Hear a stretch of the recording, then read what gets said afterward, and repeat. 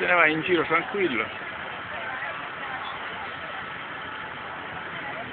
16.000 miliardi sono 16.000 miliardi di lire.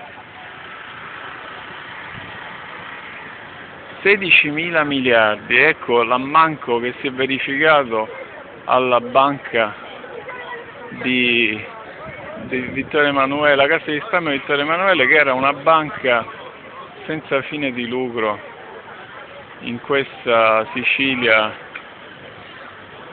creato nell'immediato dell'annessione piemontese da Vittorio Emanuele.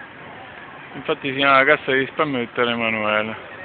Il presidente della Cassa di risparmio insieme ai sindaci sono stati inquisiti per aver procurato un ammanco di 16.000 miliardi e i sindaci sono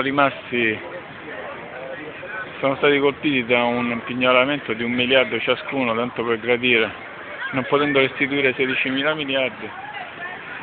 Qui abbiamo uno dei sindaci e anche vicepresidente della Sicilcassa che cammina tranquillamente per strada, dopo addirittura avere assunto cariche istituzionali nel comune di Messina. È stato nominato pure direttore del teatro per meriti artistici. Stiamo parlando proprio di Pompeo Oliva, un personaggio che rimane sempre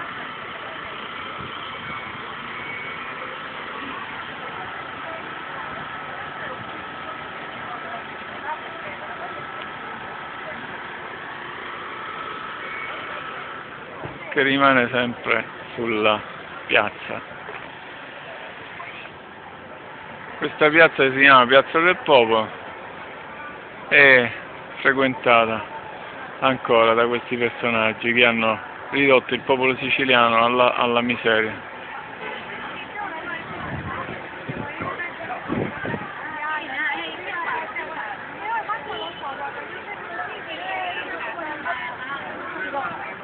Campanile di questa chiesa c'è un Sant'Antonio che fu proprio il più grande nemico degli usurai, degli speculatori e di tutti quelli che predicano bene e razzolano male.